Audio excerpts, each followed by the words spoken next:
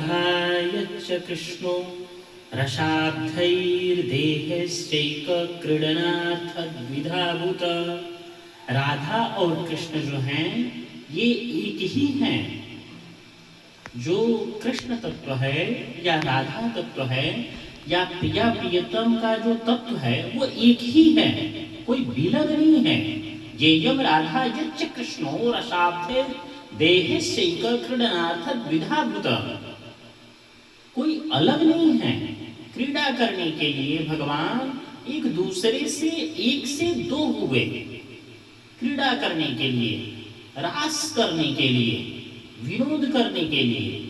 येयम राधा यच्च कृष्णो रसाब्धे देहश्चैक क्रीडनार्थद्विधाभूत। कोई अलग नहीं है, एक से दो एक ही हैं। अक्सर लोग कहते हैं कि नहीं ऐसा नहीं है, राधा कृष्ण दो हैं, ये हैं वो हैं, इस तरह की हजार बातें हैं। लेकिन रास पंचाध्यायी के तत्व को समझ पाना ये सबके बस की बात नहीं है। हमारे पूज्यपाद गुरुदेव कहते थे, धर्म सम्राट करपात्री जी महाराज, कि कई ऐसे विद्वानों ने कहा कि भागवत से रास पंचाध्यायी को निकाल देना चाहिए। तो उन्होंने कहा था ये उसी तरह है कि शरीर से प्राण को निकाल लेना। इतनी महिमा है रास पंचाध्यायी की। रास पंचाध्यायी ही आप निकाल लेंगे तो बचेगा क्या उसमें? वो भागवत का प्राण है। हाँ, लोग न समझ पाए तो ये लोगों की कमी है। अब सामान्य व्यक्ति को आप रॉकेट साइंस समझाएंगे तो क्या वो समझ पाएगा? वो नहीं समझ पाएगा रॉकेट साइंस को।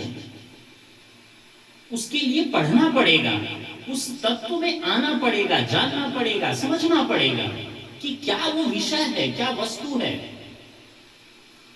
अब आप प्रेम मार्ग को, भक्ति मार्ग की चरम सीमा है, उसे आप नहीं जानते और राधा कृष्ण के विषयों को सुन करके आप इस तरह के जो है कि अनर्गल बातें या अनाप शनाप सोचना, चिंतन मनन करना, ये एक वृथा मूढ़ता है, पागलपन है।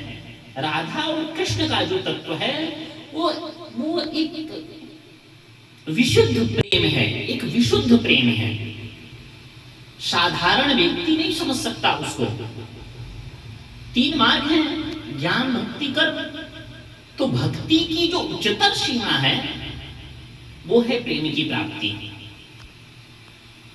तो इसलिए रास पंचाध्यायी को सभी लोग समझ पाए या जान पाए बहुत मुश्किल है।